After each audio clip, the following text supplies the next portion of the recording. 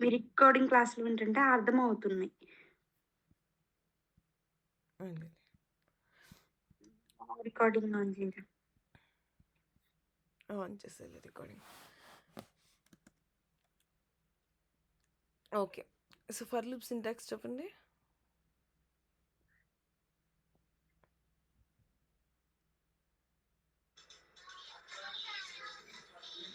For loops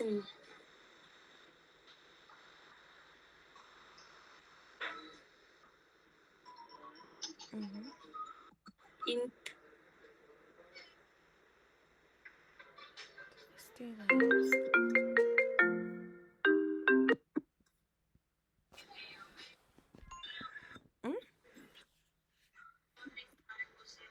system dot out dot A?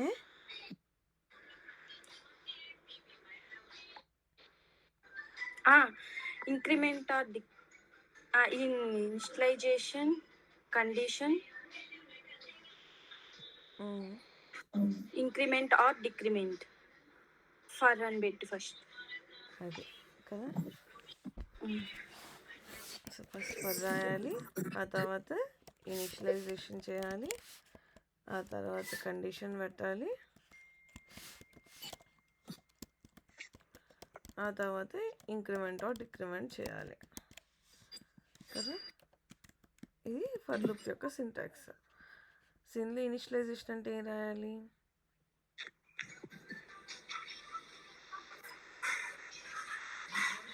Initialisation అంటే meaning ఏంటి?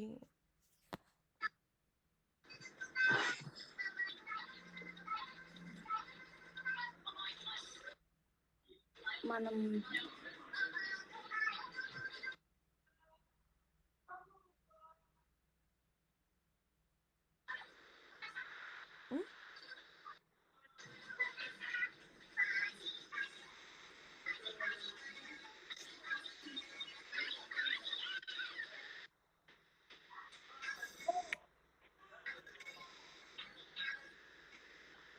Initialisation అంటే ఏం రాయాలరా?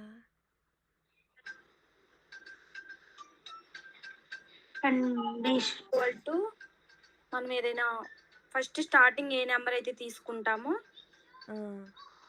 అది రాయాలి కదా. సో మనం దేంతో స్టార్ట్ చేస్తున్నామో ఆ నెంబర్కి వాల్యూని అసైన్ చేసుకోవడం, వేరియబుల్కి వాల్యూని అసైన్ చేసుకోవడం ఇనిషియలైజేషన్ కదా. అవును. ఆ నెక్స్ట్ కండిషన్ ఉంటుంది. కండిషన్ అంటే ఎక్కడ వరకు లూప్ అనేది ఎండ్ అయ్యేది. అండ్ ఈ మధ్యలో ఏదైనా ఇంక్రిమెంట్ వాల్యూ మారాలి అంటే ఇంక్రిమెంట్ కానీ డిక్రిమెంట్ కానీ చేసుకుంటాం కదా. ఇప్పుడు మరి దీన్ని సేమ్ వైల్ లూప్కి అప్లై చేయాలనుకోండి. వైల్ లూప్లో సింటాక్స్ ఎలా మారిపోయిద్దంట, initialization condition and increment decrement ఒకటేసారి రాయమంట. ఫర్ లోపల రాసినట్టు రాయం. ఎలా రాస్తాము?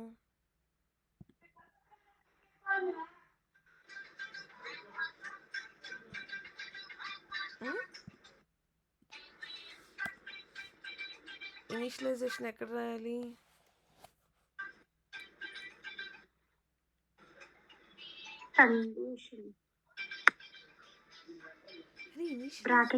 ఇనిషియలైజేషన్ బ్రాకెట్లో రాస్తాం.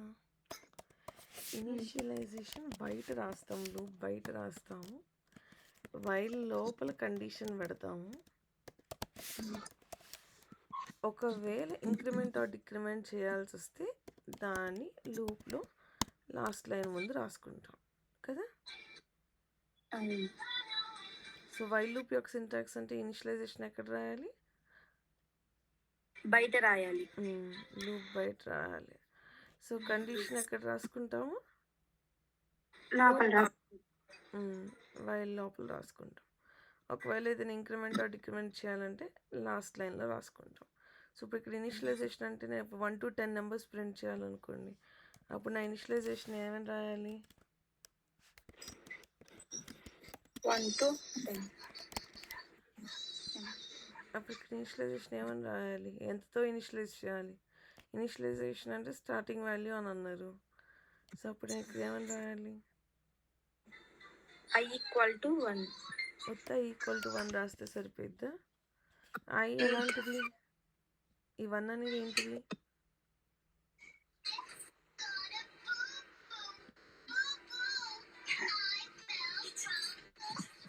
1 ఏంటిది నంబరా? ఏంటి నెంబర్ క్యారెక్టరా? ఏంటిదది? నెంబర్ అప్పుడు నంబర్ అయితే మనం దీని ముందు ఏం రాయాలి? కంప్యూటర్‌కి తెలీదు కదా! ఈ 1 అంటే ఏంటి అని. మనం ముందు చెప్పాలి కదా! I equal to 1. అది కాదు. ఎన్ లేదా ఎన్ తీసుకో. అది కాదు నాన్న. ఐ కాదు, ఎన్ కాదు. ఐ అవ్వనివ్వండి, ఎన్ అవ్వనివ్వండి ఏదైనా ఓకే. కానీ అసలు ఈ 1 అనేది ఏ టైప్ అనేది మనం చెప్పాలి కదా! ఇక్కడ ఏమని రాస్తాము జనరల్‌గా? ఇదేంటిది?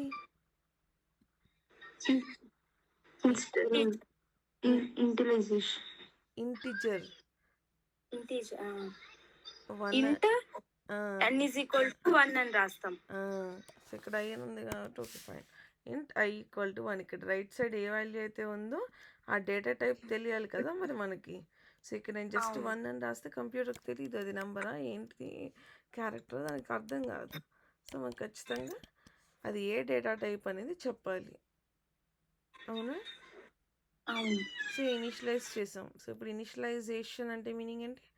1 అనే వాల్యూతో ఈ ఐ అనే వేరియబుల్ని స్టార్ట్ చేసాము. ఇనిషియలైజేషన్ అంటే స్టార్ట్ చేయడం. సో ఎలా స్టార్ట్ చేసాము ఈ ఐ వాల్యూని? 1తో స్టార్ట్ చేసాము. ఓకేనా? ఓకే. అప్పుడు కండిషన్ ఏమని పెట్టాలి?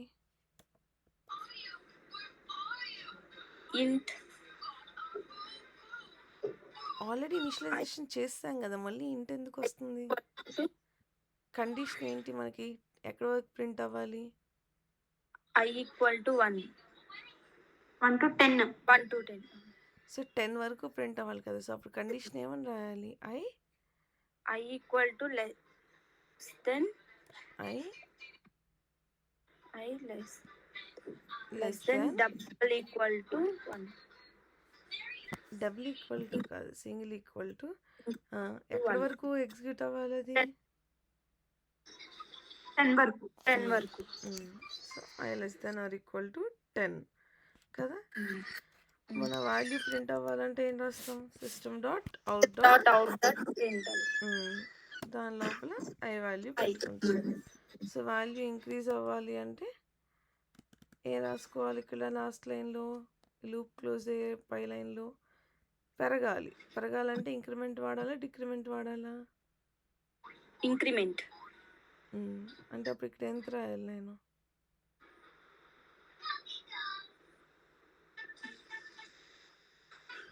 అంటే స్లాష్ పెట్టి స్లాష్ ఇస్ ఫర్ కమెంట్ అది రాస్తే అది execute అవ్వదని meaning.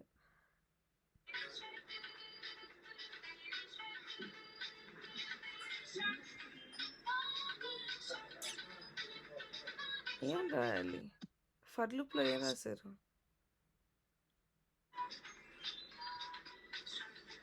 Data types variable is equal to value. మరి నాకు అసలు అర్థం కాదు ఏంటంటే నేను చెప్పేదాన్ని మీనింగ్ నిజంగా అర్థమవుతుంది కదా.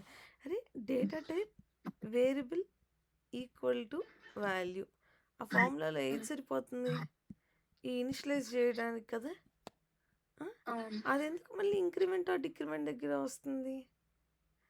అంటే క్లాస్లో మనం వినే వర్డ్స్ని ఏది గుర్తుంటే అది లైక్ అలా ఏదో ఒకటి చెప్తే కరెక్ట్ అయిద్ది అని అలా కాదు ట్రై చేయాల్సింది. లైక్ నిజంగా నేను అడిగే క్వశ్చన్ యొక్క మీనింగ్ ఏంటి? ఇంక్రిమెంట్ చేయడానికి ఏమని రాయాలి? సో ఇంక్రిమెంట్ అంటే ఏమన్నారు? ఇంక్రీజ్ అవ్వాలి వాల్యూ అని. సో వాల్యూ ఇంక్రీజ్ అవ్వాలంటే ఏం సింబల్ వాడతాం మనం? ప్లస్ కదా. సో దాని ముందు ఏ వాల్యూ ఇంక్రీజ్ అవ్వాలి? ఐ యొక్క వాల్యూ కదా. అప్పుడు అక్కడ ఇక్కడ ఏం రాయాలి నేను? ఐ దాని వాల్యూ ఇంక్రీజ్ అవ్వాలి. సో ప్లస్ సెమీకోలన్ కదా.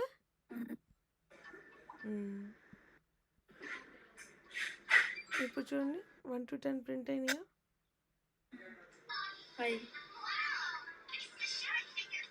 ఇప్పుడు అర్థమైందా? సో ఇప్పుడు వైల్ లూప్ ఎలా ఎగ్జిక్యూట్ అయింది? ఐ వాల్యూ 1 నుండి స్టార్ట్ అవుతుంది. కండిషన్ వచ్చినప్పుడు ఇక్కడ ఏం చెక్ చేస్తుంది? 1 కన్నా 10 తక్కువ కాదా చూస్తుంది. సో 1 తక్కువ కదా 10 కన్నా, కండిషన్ సాటిస్ఫైడ్. సో లూప్ లోపలికి వచ్చింది 1 ప్రింట్ అయింది. ప్రింట్ అయిన తర్వాత ఏమవుతుంది 1 ప్లస్ ప్లస్ వాల్యూ కాస్త 2గా మారుతుంది. So 2 is less than 10 condition is satisfied. మనకి 2 ప్రింట్ అవుతుంది. తర్వాత 2 ప్లస్ ప్లస్ ఐ వాల్యూ ఎలా మారుతుంది?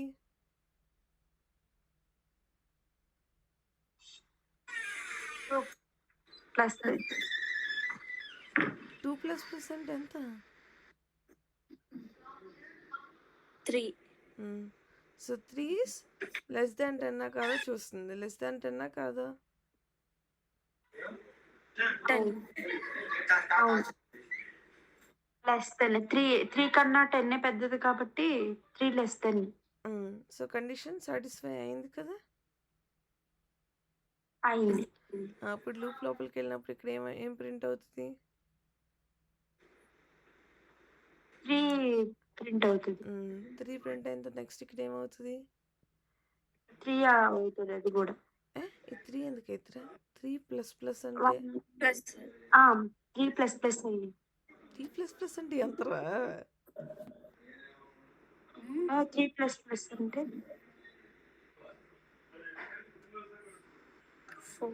4 కదా. సో ఒక వాల్యూ ఇంక్రిమెంట్ అంటే ఉన్న వాల్యూకి 1 యాడ్ చేస్తుంది. సో 3కి ఒక 1 యాడ్ చేస్తే ఎంత? 4. సో 4 ఇస్ లెస్ దాన్ 10 కాదా చూస్తుంది. 4 తక్కువే.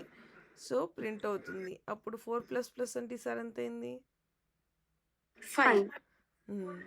సో 5 లెస్ దాన్ 10 చూస్తుంది. 5 ప్రింట్ అయితే మళ్ళీ 5 ఇంక్రీజ్ అవుతుంది.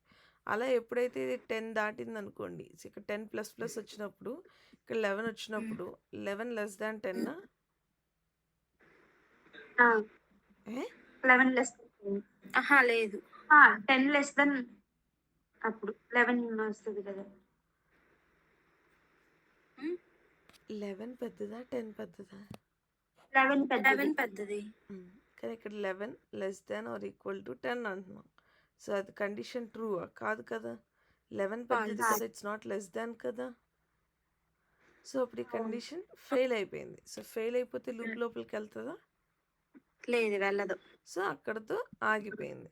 సో ఎప్పుడైతే 11 వస్తుందో 11 కండిషన్ అవ్వలేదు కాబట్టి కండిషన్ సాటిస్ఫై అయ్యి ఉంటే ప్రింట్ అయ్యేది 11 కింద. అవ్వలేదు కాబట్టి ఇంకా బయటకు వచ్చేసింది.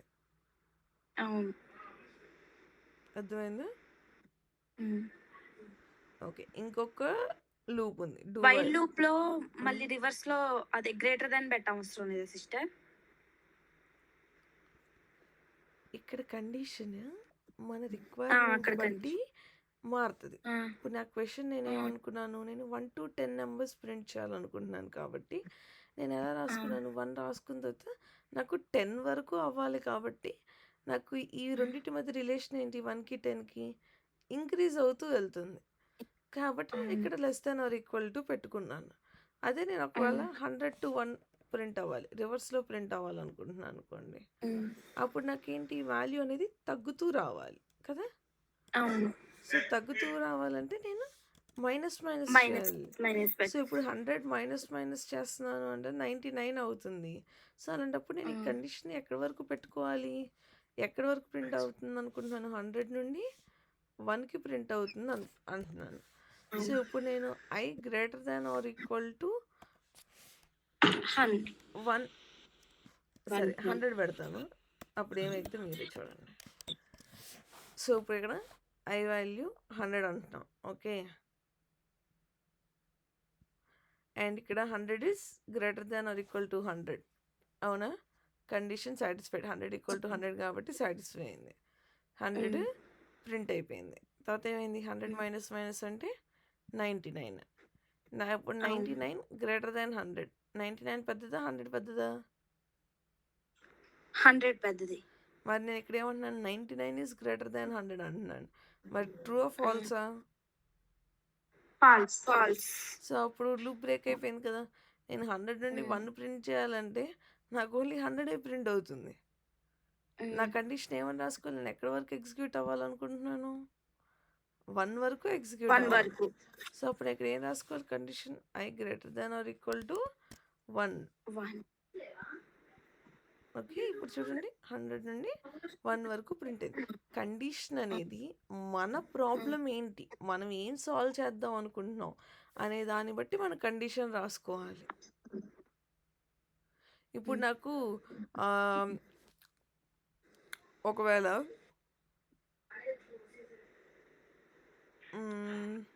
ఇంకో సింపుల్ ప్రాబ్లం చూద్దాం చూడండి. లైక్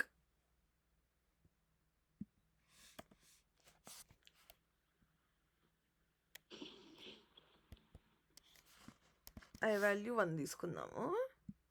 ఇది ఎప్పటి వరకు ఎగ్జిక్యూట్ అవ్వాలి అని అంటే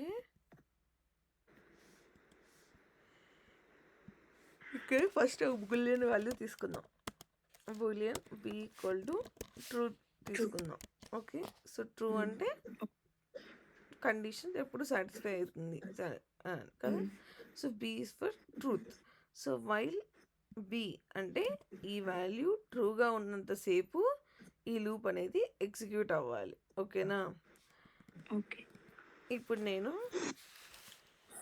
ఇక్కడ ఏం రాస్తానంటే ఇఫ్ ఐ ఈక్వల్ టు 100 అంటే సో వద్ద సింగిల్ ఈక్వల్ టు అయితే ఏమైంది అని చెప్పాను. ఇక్కడ సింగిల్ ఈక్వల్ టు ఏమంటాం జావాలో? అసైన్మెంట్ ఆపరేటర్ అంటాం. మరి డబుల్ ఈక్వల్స్ ఏమంటాము? కంపారిజన్ ఆపరేటర్ అంటాం. సో లెఫ్ట్ సైడ్ ఉండే వాల్యూని రైట్ సైడ్ దాంతో కంపేర్ చేసుకుంటాను. సో ఇప్పుడు ఐ ఈక్వల్ టు 100 అంటే ఈ ఐ వాల్యూ 100గా మారినప్పుడు బిని ఫాల్స్ చేస్తున్నాం. అంటే ఇది ట్రూ కాదు, ఫాల్స్గా మార్చేస్తున్నాం. సో ఫాల్స్గా మారినప్పుడు బ్రేక్ అయిపోయింది. అప్పటి వరకు ఐ ప్లస్ చేద్దాం. ఓకేనా. సో ఇప్పుడు ఏమవుతుంది? I equal to 1. Okay. Condition ఏంటి ఈసారి? ట్రూ ఉండాలి. సో ట్రూ ఉంది కదా. సో ట్రూ కండిషన్ సాటిస్ఫైడ్ లోపలికి వస్తుంది. ఇక్కడ ఇంకో కండిషన్ పెట్టాం ఏంటి? ఐ వాల్యూ 100 కాదా? 100 కాదు. సో ఇది ఎన్ని టైమ్స్ ఎగ్జిక్యూట్ అయిందని తెలియడానికి మనం ఇక్కడ ప్రింట్ రాసుకున్నాం.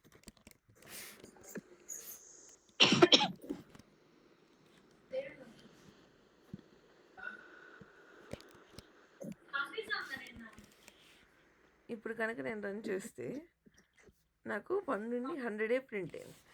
కానీ ఇందాకట్లాగా నేను లెస్ దాన్ ఈక్వల్ టు 100 రాయలేదు. కానీ ఎలా? నేను ఇక్కడ ఏం రాసుకున్నాను? ఈ లూప్ ఎగ్జిక్యూట్ అవ్వడానికి కండిషన్ ఇక్కడ మీరు ఇలా కూడా రాసుకోవచ్చు యాక్చువల్గా. ఇంకా కన్ఫ్యూజన్ పోవాలంటే ఈక్వల్ టు ట్రూ అంటే ఈ బి అనే వాల్యూ ట్రూ అయినంత వరకుని ఈ లూప్ తిరుగుతానే ఉండాలి అని మీనింగ్ అనమాట.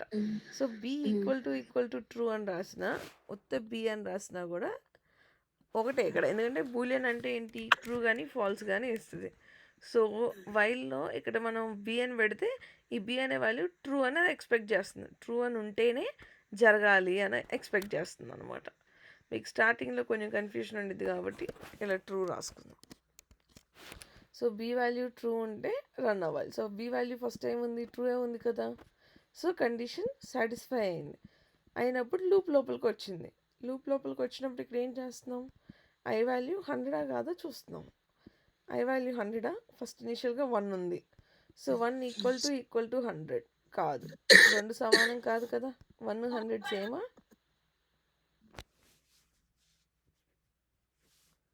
1 and 100 సేమా? కాదు. 100 పెద్దది. మనం ఇక్కడ పెద్దదా చిన్నదా అని చెక్ చేయట్లేదు. రెండు ఈక్వలా అని చెక్ చేస్తున్నాం. ఈసారి కండిషన్ ఎలా మారింది? రెండు ఈక్వలా కాదా చెక్ చేస్తున్నాం. ఓకే. సో ఈ రెండు ఈక్వల్ కాదు. సో కండిషన్ సాటిస్ఫై అవ్వలేదు. సో బి అనేది ఫాల్స్గా మారడం లేదు. ఎందుకు? ఈ కండిషన్ సాటిస్ఫై అయితే అప్పుడు దీని లోపలికి వస్తుంది. వచ్చినప్పుడు మారుతుంది. కానీ ఇక్కడ సాటిస్ఫై అవ్వలేదు కదా. 1 100 ఈక్వల్ కాదు. సో అసలు ఇది ఎగ్జిక్యూటే అవ్వలేదు.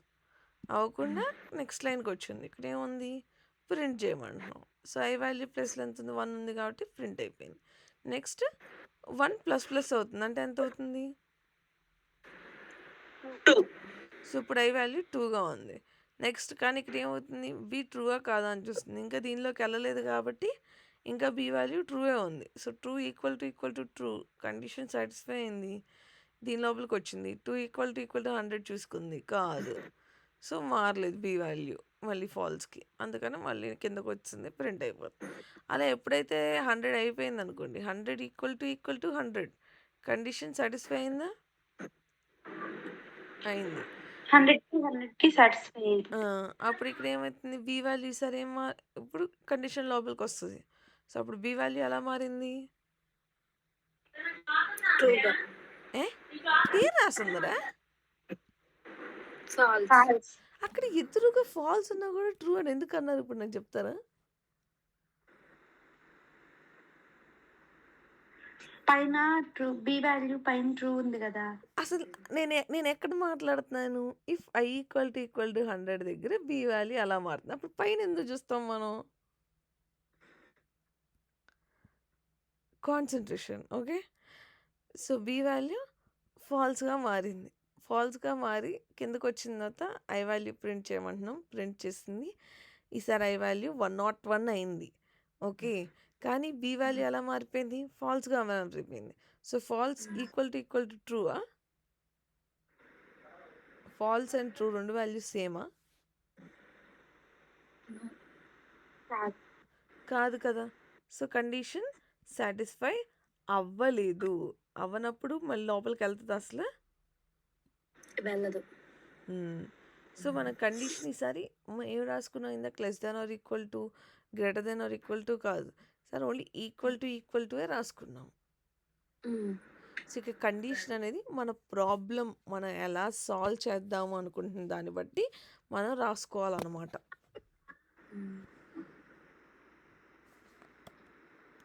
అదే లెక్కలో రివర్స్ ఆఫ్ ద నెంబర్ చెప్పాను. అది ఇప్పుడు చెప్పను నేను మీకు. అది మళ్ళీ వీడియో వినండి. ప్రాక్టీస్ చేయండి. అర్థం కాకపోతే అప్పుడు నేను మళ్ళీ చెప్తాను అది. మనం వేరేది నేర్చుకుందాం. ఇంకో లూప్ ఉంది డూ వైల్. కానీ అది ఇప్పుడు చెప్పండి వాళ్ళు స్ట్రింగ్ చెప్తాను. స్ట్రింగ్ కొంచెం ఈజీగా ఉంటుంది. ఆ తర్వాత మళ్ళీ డూ వైల్కి వెళ్దాం. ఓకేనా? ఓకే. సరే. స్ట్రింగ్‌ని డిక్లేర్ చేయాలంటే సింటాక్స్ ఏంటి ఫస్ట్?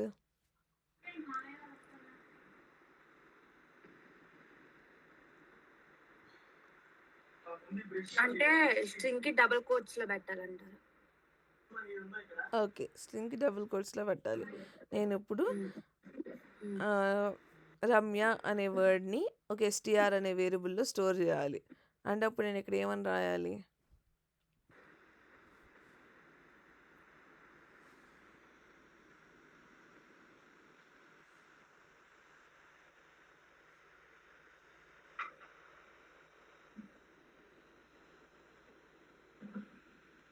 స్ట్రింగ్ ఎలా డిక్లేర్ చేయాలిరా? ఒక నంబర్‌ని ఎలా డిక్లేర్ చేయాలి? Integer bit. ఇంట్ i = 1 ఏదో ఒకటి చేస్తాం కదా! మరి అలానే స్ట్రింగ్‌కి ఏం రాయాలి అప్పుడు? అదే ఇన్వర్టెడ్ కామాస్. ముందు డేటా టైప్ రాయాలి కదరా! ఎస్టీఆర్ కాదు డేటా టైప్. ఏంటిది? స్లాష్ పెట్టి డేటా టైప్స్ అన్నా. అరే స్లాష్ అనేది కమెంట్ అంటే ఎగ్జిక్యూట్ అవ్వదు. అది ఈ క్లాస్లోనే చెప్పాను. ఇందాకే చెప్పాను. సో, కమెంట్ ఎందుకు రాస్తాను? అది ఎగ్జిక్యూట్ అవ్వదు ఆ లైన్ అనేది. సో, ఎగ్జిక్యూట్ అవ్వకుండా జస్ట్ మీకు అర్థం అవ్వడం కోసం నేను ఇంగ్లీష్లో రాయాలన్నా ఏదైనా రాయాలంటే అప్పుడు మనం ఫ్రంట్ స్లాషెస్ పెట్టుకుంటే అది కమెంట్ అవుతుంది. సో, ఇప్పుడు నేను ఇది కమెంట్ చేసి కూడా రన్ చేస్తే ఇక్కడ నాకు ఏం అవుట్‌పుట్ రావట్లేదు. బికాజ్ నాకు అది ఎగ్జిక్యూట్ అవ్వకుండా ఉండడం కోసం మనం ఫ్రంట్ స్లాషెస్ పెట్టుకుంటాము. ఓకే.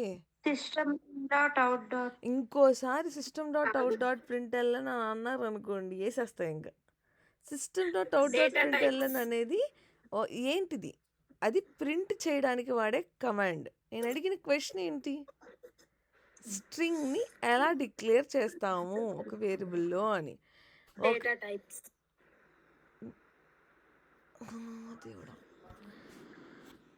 అది ఫార్ములారా? వాల్యూ దేవుడు వద్దు. నేను చెప్తాను. నేనే చెప్తాను. స్ట్రింగ్ ఎస్టీఆర్ = డబుల్ కోట్స్ లోపల రమ్య అని రాయొచ్చు కదా! సో, ఇది నేను డబుల్ కోట్ చెప్పండి సిస్టర్. డబుల్ కోట్స్ చెప్పాను అవుతే ఇందాక డబుల్ కోట్స్ పెడితే సరిపోయిద్దా? ఇలా రాస్తే అయిపోయిందా రమ్య అని? నేనేం అడుగుతున్నానంటే క్వెషన్ వినాలి. నేను ఒక రమ్య అనే వర్డ్‌ని ఎస్‌టిఆర్ అనే వేరియబుల్‌లో నేను డిక్లేర్ చేయాలి అని అంటున్నాను.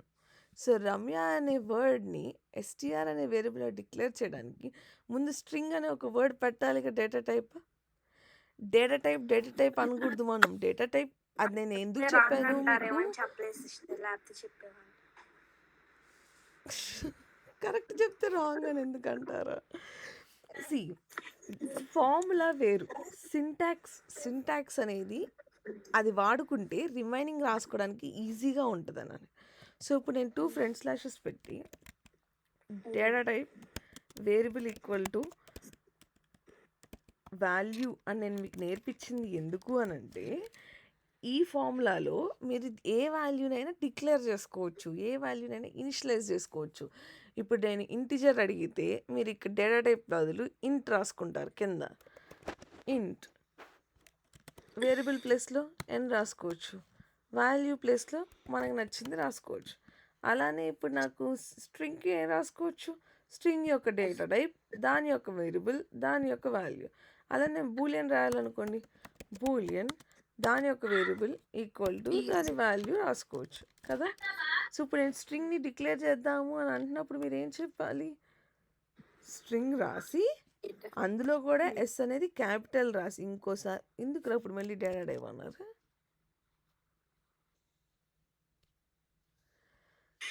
మీరు దాని మీద క్లిక్ చేశారండి. అసలు అది నేను మాట్లాడేదానికి నేను అది క్లియర్ చేసుకుంటున్నాను రా. నేను మాట్లాడేది కదా కాన్సన్ట్రేట్ చేయాలి.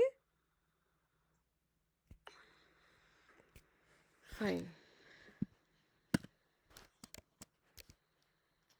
సరే, data type variable equal to value ఫార్ములాలో మనం స్ట్రింగ్ ఎస్టిఆర్ ఈక్వల్ టు ఆ వర్డ్ని మనం పెట్టుకున్నాం. ఓకే, సో ఇప్పుడు స్ట్రింగ్కి రిమైనింగ్ డేటా టైప్స్కి తేడా ఏంటి?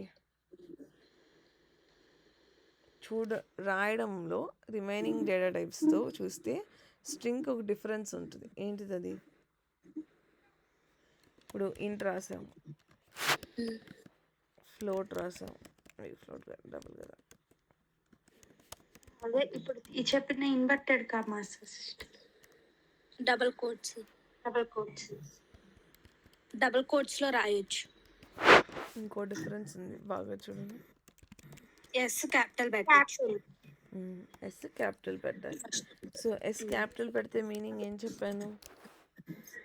ఫస్ట్ లెటర్ క్యాపిటల్ అంటే చూడగానే మనం దాన్ని ఏమని రికగ్నైజ్ చేయొచ్చు?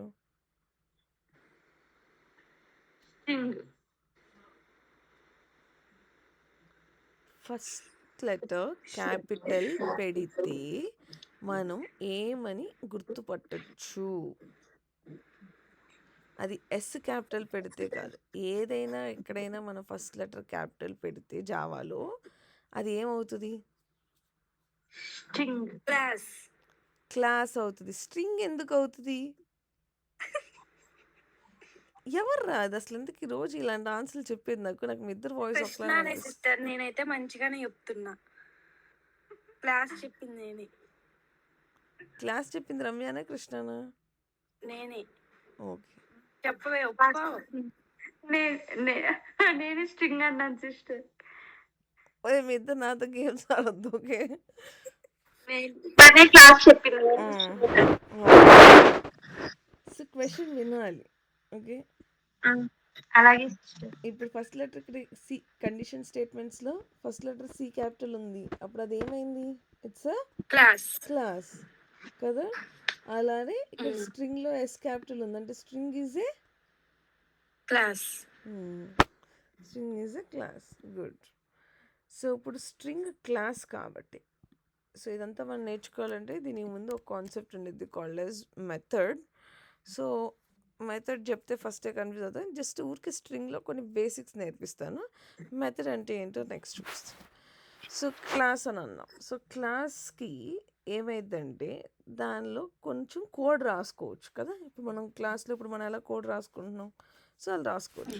సో మీరు స్ట్రింగ్ అనే క్లాస్కి దీని మీద రైట్ క్లిక్ చేసి ఓపెన్ డిక్లరేషన్ కొట్టారనుకోండి, ఆ స్ట్రింగ్ జావా డెవలపర్స్ స్ట్రింగ్ రాసినప్పుడు ఏమేం కోడ్ రాశారో అదంతా కనిపిస్తుంది అనమాట. ఓకే, సో ఇక్కడ ఇదంతా మనం రాయాల, జావా డెవలపర్స్ రాశారనమాట.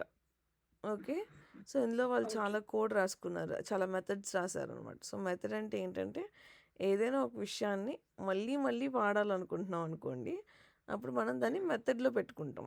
అదంటే ఏంటో మీకు నెక్స్ట్ తెలుస్తుంది. బట్ ఇప్పుడు మనం ఏం చేస్తున్నామంటే ఈ స్ట్రింగ్లో వాళ్ళు ఆల్రెడీ రాసేసిన కోడ్ని మనం వాడుకుంటున్నాం అనమాట మన అవసరాల కోసం.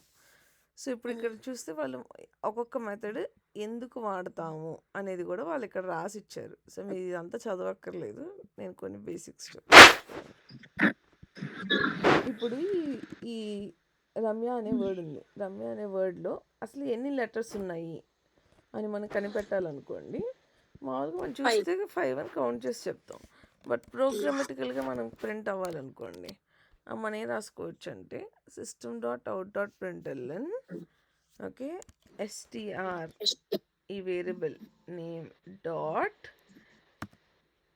పెడితే మీకు ఆ స్ట్రింగ్ క్లాస్లో జావా డెవలపర్స్ ఏవేవైతే రాసుకున్నారో ఆ మెథడ్స్ అన్నీ కనిపిస్తాయి. మనం రాసుకున్నప్పుడు మనం ఏం గుర్తుపెట్టుకోకర్లేదు, డాట్ పెట్టగానే కనిపిస్తాయి. ఓకే, సో ఇందులో మనకి లెంత్ కావాలి, ఎన్ని క్యారెక్టర్స్ ఉన్నాయో కావాలి, కాబట్టి మనం లెంత్ సెలెక్ట్ చేసుకోవాలి. str.length అని రాస్తే రౌండ్ బ్రాకెట్స్తోని, ఇప్పుడు కనుక నేను దీన్ని రన్ చేస్తే నాకు ఆ స్ట్రింగ్లో ఎన్ని క్యారెక్టర్స్ ఉన్నాయి అనేవి ప్రింట్ అవుతుంది. Okay, so length is a method in string class. Okay, అది లెంత్ ప్రింట్ అవ్వడానికి. అలానే str డాట్, ఇప్పుడు నాకు ఒకవేళ వేరే ఇంకో స్ట్రింగ్ తీసుకుందాం. Okay, string str1 equal to మళ్ళీ రమ్య అని రాద్దాం. ఈసారి స్మాల్ కేసెస్లో రాశాను. ఓకే, ఇప్పుడు నాకు ఈ రెండు ఈక్వలా కాదా అని చూడాలని ఉంది. అలాంటప్పుడు నేను ఏం చేయొచ్చు అంట, str డాట్ ఈక్వల్స్ అని కాల్ చేసి ఈ బ్రాకెట్ లోపల ఇంకో స్ట్రింగ్ ఏదైతే కంపేర్ చేద్దాం అనుకుంటున్నామో దాన్ని ఇవ్వచ్చు అంట. సో నేను str1ని కంపేర్ చేస్తున్నాను. ఈ రెండు ఈక్వలేనా? కాదు సిస్టర్, స్మాల్ లెటర్ కింద కదా. సో అప్పుడు మనకు ప్రింట్ చేసినప్పుడు ఫాల్స్ వస్తుంది.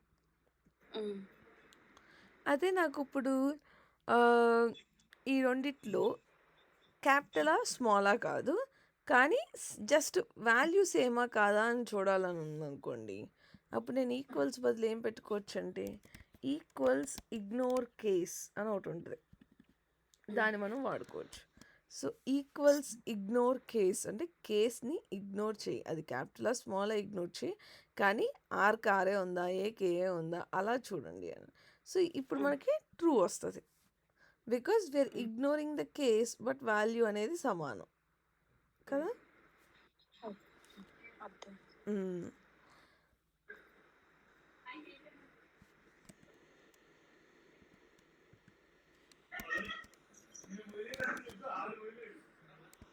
str డాట్, ఇప్పుడు నాకు రమ్యలో ఆర్ బదులు